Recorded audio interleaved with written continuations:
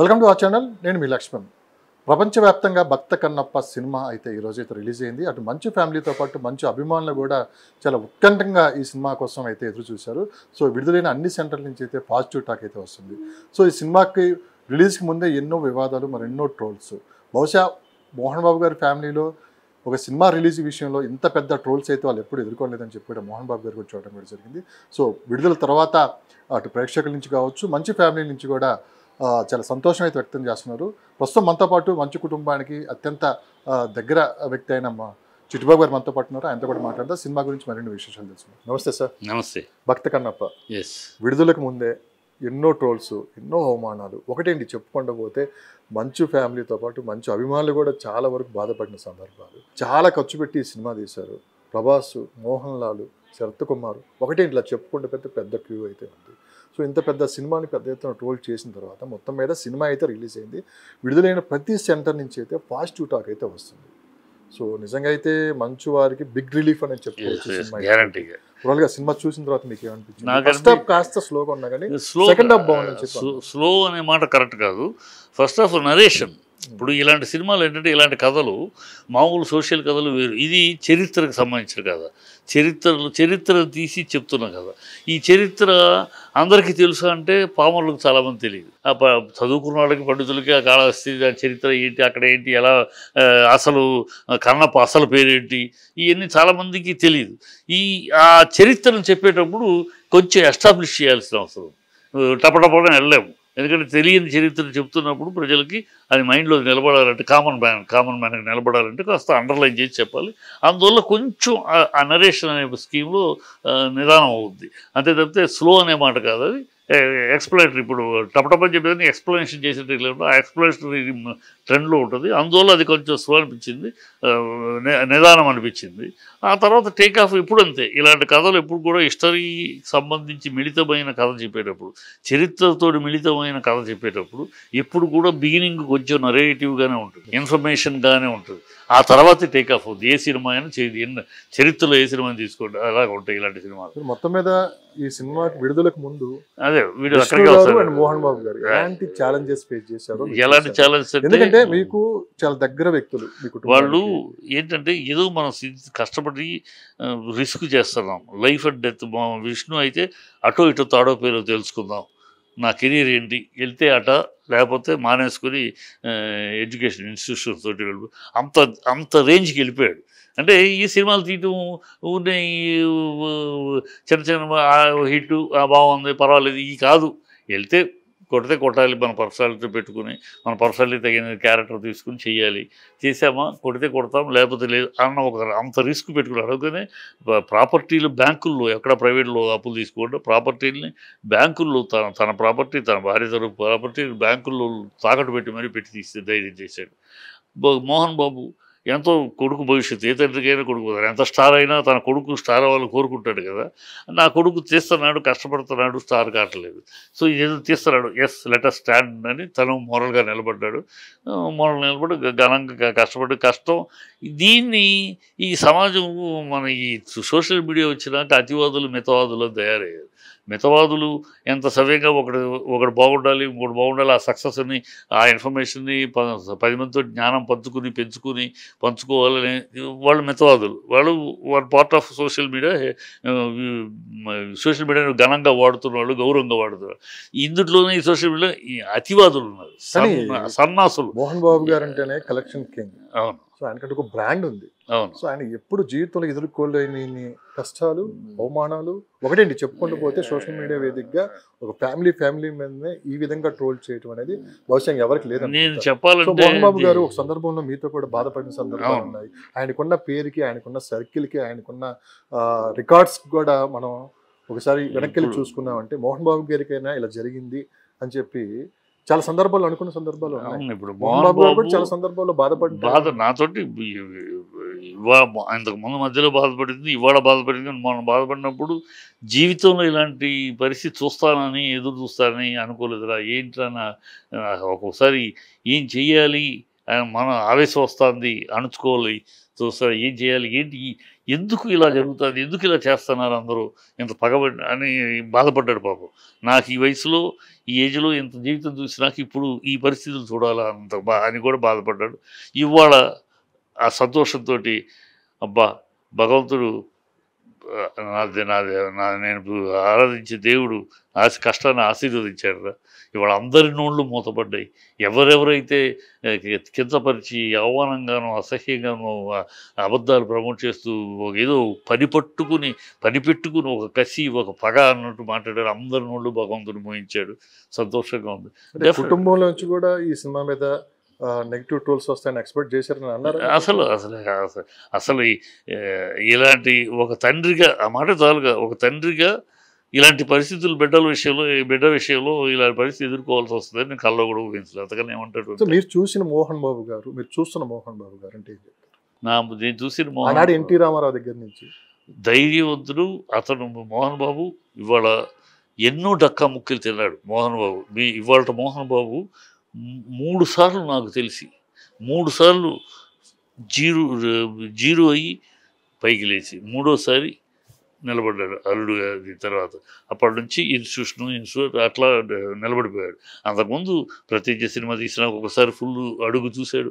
So అతను డక్కా ముక్కీలు తినటము, పడటము, లెగవటము అన్నీ face చేస్తున్నాడు. అన్నీ బోల్డ్గానే ఫేస్ చేశాడు. భయపడి భీతిలిగా ధైర్యంగానే ఫేస్ చేశాడు. అలాగే సక్సెస్ అవుతూ వచ్చాడు. దెబ్బతిన్నాడు, మళ్ళీ పైకి లేచాడు. దమ్మున్న మొగాడిగా, దమ్మున్న ప్రొడ్యూసర్గా, కలెక్షన్ హీరో కింగ్గానే నిలిచాడు.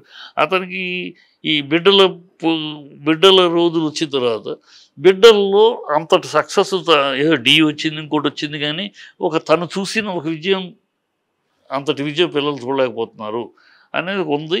అది ఇవాళ ఈ సినిమా ఆ కోరిక తీర్చింది. తన కొడుకు ఇవాళ పాన్ ఇండియా హీరో అయ్యాడు ఈ దెబ్బతోటి.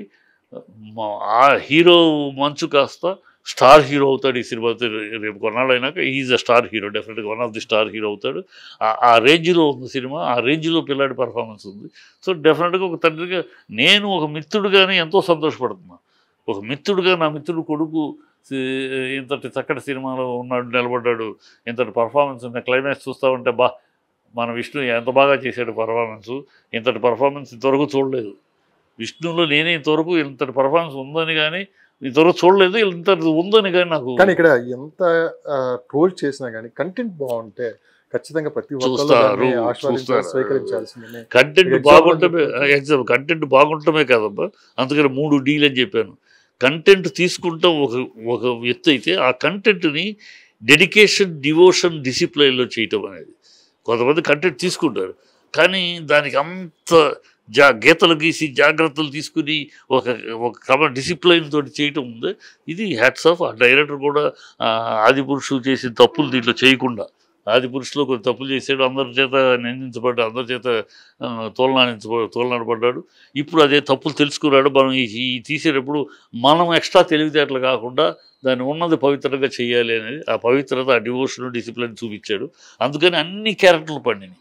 ఏ క్యారెక్టర్ సినిమా సక్సెస్కి సగం సక్సెస్ ముందే ప్రభాస్ గారిని, ఇటు మోహన్ లాల్ గారిని వీళ్ళందరినీ సెలెక్ట్ చేసుకోవడం కూడా మంచు విష్ణు గారు చేసిన మాస్టర్ ప్లాన్ లో ఒక పెద్ద సక్సెస్. ఎందుకంటే మోహన్ బాబు గారి మీద ఉన్న గౌరవంతో అక్షయ్ కుమార్ ఒకటే చెప్పుకుంటూ పోతే స్టార్స్ అందరూ ఒప్పుకున్నారంటే మోహన్ బాబు మీద ఉన్న గౌరవం కొద్దీ, ప్లస్ వీళ్ళని పెట్టి ఈ పాత్రలకి వీళ్ళని పెట్టి చెయ్యాలనే ఐడియా సక్సెస్ఫుల్ ఐడియా.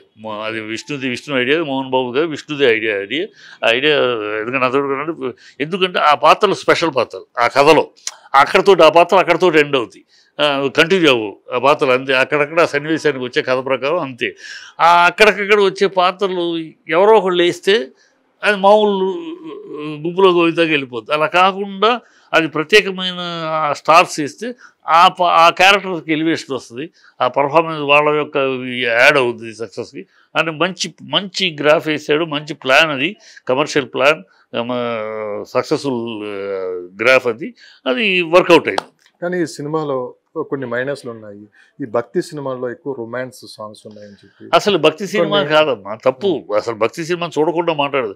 మొదటి నుంచి చెబుతూ ఉన్నాడు విష్ణు, నాలంటలో ఎన్నో డిబేట్లో చెప్పాను, ఇది భక్త కన్నప్ప కాదు, కన్నప్ప యొక్క జీవిత చరిత్ర. కన్నప్ప అనేవాడు ఒక తిన్నడుగా ఒక చిన్నపిల్లల నుంచి దేవుడు లేడు లేడు లేడు, దేవుడు ఒక రాయి, దేవుడు ఇంటికి అడుగు అని మాట్లాడిన ఒక తిన్నడు అలా ప్రయాణం చేస్తూ దేవుడు లేడని దేవుడిని తిడుతూ వెళ్ళని తిన్నాడు. ఆ నాస్తికుడైన తిన్నాడు ఆస్తికుడు అయ్యాడు. ఆస్తికుడు ఎలా అయ్యాడు? ఆ ఆస్తికుడైన తిన్నడు భక్త కన్నప్ప ఎట్లా అయ్యాడు? ఇది జర్నీ. ఈ జర్నీ కదా ఇది. ఈ జర్నీలో ఆ భక్తి చివరిలో వస్తుంది అంతే. మిగతా అంతా దేవుడు లేడని తిట్టేదానిలో భక్తి ఎక్కడ వస్తుంది? దేవుడు లేడని తిడతా ఉంటే నాస్తికుడు కదా, అది ఫస్ట్లో నాస్తికుడు కదా. ఫస్ట్ కాస్త స్లోగా ఉన్నా కానీ అది ఉంటుంది. ఎందుకంటే మీకు హిస్టారికల్ బేస్తో మిక్స్ అయ్యే సినిమాలు తీస్తున్నప్పుడు ఇది తప్పదు. అది ఎవరికైనా నాలెడ్జబుల్ సినిమా స్క్రిప్ట్ నాలెడ్జ్ ఉన్న వాళ్ళకి ఎవరికైనా తెలుసు. ఎందుకంటే ఇలాంటిది అండర్లైన్ చేసి ఎస్టాబ్లిష్ చేయాలి. హిస్టారికల్ ఫ్యాక్ట్స్ ఉన్నాయి కొన్నిటిని, ఆ క్యారెక్టర్స్ని నిలబెట్టాలంటే కొంచెం అండర్లైన్ చేయాలి. అండర్లైన్ చేసి చెప్పిందే చెప్పినట్టు అవుద్ది. ఆ చెప్పింది చెప్పడం మీకు స్లో అనిపిస్తుంది. ఈ సినిమా విడుదల కాకుండా అడ్డుకోవడానికి చాలా వరకు ప్రయత్నాలు జరిగాయి. కించపరిచారని చెప్పి కొన్ని వ్యాఖ్యలు చేయటం, కొన్ని వర్గాలు వచ్చేసి. సో మొత్తం మీద ఈ సినిమా అనేది చూసిన తర్వాత నిజంగానే అలాంటి వ్యాఖ్యలు కానీ అలాంటి కించపరిచే విషయాలు కానీ మీకు ఏమైనా అనిపించాయి? నాకు సినిమాని అడ్డుకోవాలనే వాళ్ళు ఎక్కడ నాకే అనిపించలేదు. సినిమాను అడ్డుకునే రిలీజ్ అడ్డుకునే శక్తి కానీ ఇది కానీ ఎవరు చేయలేదు, చేసేద్దాం ఇది లేదు. ఎందుకంటే పిల్లాడు కూడా ఏదో అంతకమ్మేయాలి ఇంతకమ్మేయాలి ఇంత టేబుల్ ప్రాఫిట్ ఆశతో తీయాల. తన లైఫ్ టైం డ్రీమ్ ప్రాజెక్ట్ లాగా ఇది గొప్ప సినిమా తీయాలనుకున్నాడు. అది మిగతా భగవంతుడికి వదిలేశాడు. తీస్తాను, అది భగవంతుడు ఏమిస్తే అది అన్నట్టు తీశాడు. కనుక అతను ఏం అది కాదు. అది ట్రోల్ చేసిన వాళ్ళందరూ నోళ్ళు మూయించింది ఆ సినిమా. అది నమ్మాడు మొదటి నుంచి కూడా. నేను ఏంటి బాబు, ఏంటి విష్ణు, ఎలా తీస్తున్నావు, చాలా చాలా ఉంది బయట, నువ్వు ఎట్లా అంకుల్ అందరు నోళ్ళు మనం రిలీజ్ అయ్యేంత వరకే ఏం మాట్లాడినా, రిలీజ్ అయినాక ఆ భగవంతుడు ఆ శివయ్యే వీళ్ళందరూ నోళ్ళు మోయిస్తాడు. అంత బాగా వస్తుంది. మొత్తం మీద దీవించాడు అనుకోవచ్చు. గంటకి 10,000 టికెట్స్ అయితే బుక్ మై షోలో బుక్ అవుతున్నాయి. ప్రధానంగా 2 హైలైట్స్ అయితే ఉన్నాయి సార్. ఒకటి, ఈ సినిమాకి విజయమ్మ గారు ఏఎంబి మాల్కి రావడం నేను మీ పక్కనే చూశాను. అండ్ సెకండ్ వచ్చేసి మనోజ్ అన్నదమ్ములు ఎవరైతే ఉన్నారో, సో ఇద్దరి మధ్య పచ్చగడ్డేస్తే బగ్గుమంటుంది. ఇలాంటి సందర్భంలో మనోజ్ గారు చేసిన వ్యాఖ్య ఏంటంటే, నేను అనుకున్న దాని మీద 1000 రెట్లు సినిమా బాగుంది అని చెప్పి కూడా ఆయన మళ్ళీ యూటర్న్ తీసుకొని సినిమా మీద ఒక పాజిటివ్గా మాట్లాడటం, 2 కుటుంబాల మధ్య అన్నదమ్ముల మధ్య కాస్త సయోధ్య కుదిరినట్లు ఈ సినిమా ద్వారా. ఇప్పుడు కుదరాలనే కోరుకుంటామా. ఇప్పటికైనా మనోజ్ యూటర్న్ తీసుకుని సినిమా బాగుండాలి అని రిలీజ్ ముందే బాగుండాలి అన్న ఆవేశం లేదు మాట్లాడాను, కానీ తప్పు అని చెప్పి బాగుండాలి సినిమా అన్నాడు. ఆ ముందు మాట్లాడినా ఇప్పుడు బాగుంది 1000 రెట్లు నేను అనుకుంటానికి ఓకే, సంతోషం. ఇకనైనా ఈ విషపు మాటలు, ఈ విరోధపు మాటలు రాకుండా blood is thicker than water. మధ్యలో మన లాంటి వాళ్ళు ఫీల్ అయిపోతాం తప్పితే blood is thicker than water ఎక్కడ పోద్ది? కొన్నాళ్ళు ఆ వైషమ్యం, ఆ ఆవేశం, ఆ ఎమోషన్స్తో ఏదేదో మాట్లాడేశారు. ఇప్పుడు ఈ సక్సెస్సే అన్నింటినీ సమర్థిస్తారు. ఈ సక్సెస్ అన్నింటినీ భూస్థాపితం చేస్తుంది. మనోజ్ గారు ట్వీట్ చేసిన తర్వాత మోహన్ బాబు గారితో మీరు మాట్లాడడం జరిగిందా? సో చిన్న అబ్బాయి కూడా ఈ విధంగా మోహన్ బాబుతో సినిమా అయినాక మాట్లాడటం జరిగింది, చూసి మాట్లాడటం జరిగింది. ఆ టాపిక్ రాల, మనోజ్ టాపిక్ నేను ఎత్తలేదు, మోహన్ బాబు కూడా ఎత్తలే. ఎంతసేపు హ్యాపీగా సినిమాలో బాగుంది, ఎక్కడ ఏమన్నా ఈ లోపాలు ఏమున్నాయి, ఒకటే ఫస్ట్ హాఫ్ స్లో, అది తప్పదు, మనకు తెలిసింది. మేమే ఫస్ట్ హాఫ్ సూపర్ అని ఎవడో అనుకోవు. ఈ కథ మేము అనుకున్నప్పుడు ఈ కథ ఈ నరేషన్ ఎప్పుడైతే నాస్తికుడు అనే నరేషన్ మొదలెట్టామో డెఫినెట్గా కొంచెం స్లో అవుద్ది అని తెలుసు. ఈరోజు విజయమ్మ గారి సినిమాకి రావడం కూడా ఒక హైలైట్ పాయింట్ అని చెప్పుకోవచ్చు. అంటే ఇలాంటి సినిమాలు విజయమ్మ గారు చూస్తారా అని చెప్పి కూడా సోషల్ మీడియాగా కొన్ని కామెంట్స్ రూపంలో కావచ్చు, కొన్ని ట్రోల్స్ జరుగుతాయి. ఆవిడ చూసారంటే తన కుటుంబ వ్యక్తి హయ్యెస్ట్ రిస్క్ తీసుకుని చేశాడు. సో ఆ రిస్క్ ఎంతవరకు సఫలీకృతం అయ్యాడు ఏంటి చూడటానికి వచ్చి ఉంటారు. సంతోషం, ఆవిడ రావడం సంతోషం. నేను చీకట్లో ఆవిడ నన్ను కలవలేకపోయాను. పక్కన సినిమా చూశారు, నన్ను పిలుస్తున్నారు, నేను ఇంకేటో అటు వెళ్ళిపోయాను. తర్వాత పిలిచే ఎక్కడ అంటే వెళ్ళిపోయారు ఆవిడ అప్పటికే. సరే ఓకే, చాలా కుటుంబ దగ్గర సభ్యులు కాబట్టి సినిమా చూశారు. సో మొత్తం మీద తీసుకున్నా అంటే మోహన్ బాబు గారు అంటే సినిమా రిలీజ్ తర్వాత మీతో మాట్లాడటం కూడా జరిగింది. సో ఆయన నిజంగానే జీవితంలో ఎప్పుడు ఎదుర్కోలేని అన్నాడు ఆయన, ఆయన అన్నాడు. అవమానాలు అయితే అదే మాట సినిమా బేస్ చేసుకోని కాదు, గతంలో కూడా ఎన్నో ట్రోల్స్ జరిగాయి, ఎన్నో కంప్లైంట్స్ వచ్చినాయి. ఆయన అన్నమాట సినిమా అయినాక నేను పూజ చేసిరా గురి ఎన్ని చూశాను, ఎన్ని వరకు జీవితంలో ఎన్నడూ చూడని అవమానాలు, టెన్షన్స్, ఎన్ని మాటలు పడ్డాము, ఎన్ని పడ్డామరా, అన్నిటికీ భగవంతుడు తుది తీర్పిచ్చాడు. సో ఇవాళ హ్యాపీగా ఉంది అని. అంటే ఎన్ని పడ్డానని ఎన్నో పడ్డాడు తను, కానీ ఏనాడు నేను పడ్డాను, ఇన్ని అవస్థలు పడ్డాను ఏనాడు అనేరగడు. నా 40 ఏళ్ళ 50 ఏళ్ళ తర్వాత ఎన్నో చూసాను తను డక్కముక్కలు తిరిగి కింద పడ్డ పైకి లేడు. ఏనాడు కింద పడ్డప్పుడు కూడా ఎప్పుడు ఎప్పుడు ఆ దిగాల మాటలు ఎప్పుడు అనే ఉంటాడు. అలాంటిది ఈ మధ్యలో ఈ సినిమాకి సంబంధించి చేస్తాడు ఇంత అన్యాయంగా, ఇంత అక్రమంగా, ఇంత పగబట్టినట్టు ఏమిటి దౌర్భాగ్యం అని చాలా ఫీల్ అయ్యాడు. ఏంటి ఈ మళ్ళీ మధ్యలో కుటుంబ విషయాలు, కుటుంబంలో ఏంటి ఈ వయసులో ఇప్పుడు నిన్న ఇద్దరు కూడా అదే ఎన్ని జీవితంలో చూడని చూశాను, చూడని టెన్షన్స్ చూడని భగవంతుడు బ్లెస్ చేశాడు మన కష్టాన్ని. ఫైనల్గా మొన్న ఒక వీడియో మనం చూసాము, అంటే న్యూజిలాండ్లో ఒక 7,000 ఎకరాలు పొలం కొన్నారు, అదే ల్యాండ్ కొన్నారని చెప్పి కూడా మోహన్ బాబు గారి మధ్య మా విష్ణు గారి మధ్య ఒక డిస్కషన్ జరిగింది. ఇది వాస్తవేనా, నిజంగానే అక్కడ ల్యాండ్ కొన్నారా? సరదా విష్ణు అక్కడ కొనాలని కోరిక ఉంది విష్ణుకి. ఇక్కడ కనుక దొరికితే ఇక్కడ ల్యాండ్ కొని అసలు ఇక్కడే ఉండిపోతాను, 4 గొర్రెలు మేకలు పెట్టుకుని ఉండిపోతాను అంటే అంత ప్రశాంతమైన అట్మాస్ఫియర్. చూసే లొకేషన్ కూడా కనపడుతుంది కదా మీకు. అక్కడైతే ఆహ్లాదకరంగా ఉంటుంది. న్యూజిలాండ్ వెళితే క్రికెట్ మ్యాచ్ అట్లకి అప్పుడు 2-3 సార్లు చూసే షూటింగ్లు కూడా వెళ్ళి వచ్చారు గతంలో 14 సినిమా షూటింగ్లకి. అది ఆ ప్లేస్ ఒక ఆల్వేస్ మొత్తం గ్రీనరీ పార్క్ లాగా ఉంటుంది. ఊరే సరదాగా మాట్లాడింది మోహన్ బాబు, ఇదంతా మందే, ఇది సరదాగా మాట్లాడాడు. అది వాళ్ళు ట్రోల్ చేశారు. అది ఎందుకంటే సరదాగా ఎందుకు మాట్లాడంటే మనోజ్ విష్ణు తన మాటలో నాకు న్యూజిలాండ్లో స్థలం దొరికి కొన్ని ఎకరాలు కొనేసి ఇక్కడ కొనేసి గొర్రెలు మేకలు పెట్టుకుని హ్యాపీగా బతికేస్తారు ఇక్కడ అన్నాడు ఎమోషనల్లో. దాన్ని బట్టి ఇది అంతే. సో పాన్ ఇండియా లెవెల్ ఎంత కలెక్ట్ చేస్తాను మీరు అనుకుంటున్నారు? ఎంత కలెక్ట్ అయ్యేదని నేను కలెక్షన్ కింగ్ పేరు నిలబెట్టుకుంటుంది ఈ సినిమా. అతనే ప్రొడ్యూసర్, మోహన్ బాబు ప్రొడ్యూసర్ కనుక కలెక్షన్ కింగ్ మోహన్ బాబు ఆ కింగ్ అనే పేరు నిలబెట్టుకుంటాడు. మీద ఈ సమస్యల నుంచి బయటపడి ఈ సినిమా ద్వారా గట్టి మెసేజ్ అయితే ఇచ్చారు. సో రేపు కుటుంబం కూడా కలిసి హ్యాపీగా ఉండి ఇది ఒక మోహన్ బాబుకి కదా ఈ సినిమా, ఈ ట్రోల్ చేసే ఈ గ్యాంగ్కి ఒక కనువిప్పు. రేపు పిచ్చి నాయళ్ళారా, పిచ్చి సోషల్ మీడియా అడ్డు పెట్టుకుని పిచ్చి వాగుళ్ళు, కారు కూతలు కూసే సన్నాసులారా ఒకటి తెలుసుకోండిరా. మీ కోతలు మేము సిన్సియర్గా శ్రద్ధగా తీసిన సినిమాని మీ కోతలు, మీ కారు కోతలు, మీ కేకలు ఏవి చెయ్యవు. మీరు ఆడియన్స్ కాదు. ఇట్లన్నిటి మీద రేపు యాక్షన్ ఉంటుంది ఖచ్చితంగా అని చెప్పి కూడా ఆవేశంలో అంటమే. కానీ ఇప్పుడు వీళ్ళ మీద యాక్షన్ ఎవడి మీద తీసుకుంటావు? ఎవడో సన్నాసి అడ్రస్ లేనాడు వాడి మీద యాక్షన్ తీసుకు. ఇప్పుడు ఆడియన్స్ వేరు, ఈ ఎదవలు వేరబ్బా. నా థియేటర్కి వచ్చే ఆడియన్స్ ఈ ట్రోలర్స్ ఒకటి కాదు. ఈ ట్రోలర్స్ కుచ్చింబర పరాయణత్తులు. ఇలాంటి ఏదో పెట్టుకుని చేసి వ్యూవర్షిప్ సంపాదించి దాని మీద వచ్చే ఎంగిలి బితుకులకి ఆశపడే కక్కుర్తి ఎదవులు కుచ్చింబర పరాయణత్తులు. వాళ్ళని బట్టి సినిమాలు కాదు అనేది తెలిసిపోయింది. సినిమాలో దమ్ముంటే ఒక పుష్ప 2 అవ్వచ్చు, దేవర అవ్వచ్చు. ఇవాళ ఈ సినిమాతో మీరు ఎన్ని ట్రోల్ చేసినా ఆడియన్స్ థియేటర్కి వచ్చే ఆడియన్స్ వేరు, మీ ఇలాంటి ఎదవలు వేరు. వాళ్ళు సినిమా థియేటర్కి వచ్చి బాగుందంటే బాగుంది, బాగాలేదంటే బాగాలేదు. అంతే. ప్రభాస్ గారికి అటు మోహన్ బాబు గారికి బావా అని పిలుచుకున్నంత చనువు. మోహన్ బాబు గారు ఒక్క మాట చెప్తే ప్రభాస్ గారు పాన్ ఇండియా స్టార్ ఆయన వచ్చి యాక్ట్ చేయటం, వీళ్ళ మధ్య ఏం సార్ అంత బాండింగ్? ఏంటి బాండింగ్ అమ్మా? మోహన్ బాబు ఎప్పటి కృష్ణరాజు వాళ్ళిద్దరు బంధం అయింది. మేము అంతా కళ్ళాలో చూసురాలి కదా. నేను మోహన్ బాబు గారితో పనిచేసాను, కృష్ణరాజు గారితో పనిచేసాం కదా. మేమంతా వాళ్ళు ఒక ఫ్యామిలీగా ట్రావెల్. ఇవాళ కొంచెం ఈ సినిమా వాళ్ళలో ఫ్యామిలీ రిలేషన్ లాగా మూట తగ్గింది. కానీ వాళ్ళు ఇవాళ అక్కడ మెడ్రాస్లో ఉన్నప్పుడు అంతా ఒక ఫ్యామిలీ మెంబర్స్ లాగా ఉండేవాళ్ళు కదా. బావా, అన్న, అక్క, మామ అని పిలుచుకుంటారు తప్పితే నేను కృష్ణ గారిని అన్నయ్య అని, రామారావు గారిని పెదనాన్న అని ఇట్లాగే పిలుచుకునే అంతా కృష్ణ గారు హీరో గారు ఉండదు.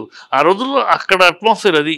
అంతా ఒకళ్ళొకళ్ళు రిలేషన్స్, అన్న, తమ్ముడు, సోదర ఇలాగే మాట్లాడుకునేవాళ్ళు ఆర్టిస్టులు కానీ ఇంకోళ్ళు కానీ ఎవరైనా బాబాయ్ ఇంతే ఈ రిలేషన్స్ తోటే ఉండేది సినిమా మొత్తం ఫీల్డ్ మొత్తం ఒక ఇక్కడ వచ్చినాకే కాస్త మరి ఈ జనరేషన్ వచ్చినాక ఆ హ్యూమన్ రిలేషన్స్ పోయినాయి ప్రొఫెషనల్ నువ్వు అన్నట్టు కనుక ఆ రిలేషన్ మరి అప్పటి జర్నీ అది కృష్ణరాజు గారు మోహన్ బాబు ఏరా అన్న తమ్ముడు అనుకుంటూ ఉంటారు మరి అంత జర్నీ చూసినాడు పిల్లాడికి చిన్నప్పటి నుంచి చూసినాడు అంటే ఒక బాబాయ్ స్థానంలో చూశాడు మోహన్ బాబుని ప్రభాస్ మరి ఆ మాత్రం ఉంటుంది రెస్పెక్ట్స్. ఇది పరిస్థితి. సినిమా కంటెంట్ బాగుంటే ఎన్ని ట్రోల్ చేసినా కానీ ప్రేక్షకులు అయితే ఆశీర్వదిస్తారని చెప్పి కూడా ఈ సినిమా ద్వారా నిరూపితమైంది కూడా చెప్పడం కూడా జరిగింది. సో మోహన్ బాబు గారు కూడా మోహన్ బాబు కుటుంబ సభ్యులు కూడా చాలా హ్యాపీగా ఉన్నారు సినిమా రిలీజ్ తర్వాత. బయట ఎక్కడ చూసినా కానీ మంచి పాజిటివ్ రివ్యూస్తో పాటు చాలా వరకు మంచి అప్రిషియేషన్ అయితే వస్తుందని చెప్పి కూడా చూడడం కూడా జరిగింది. Over to studio.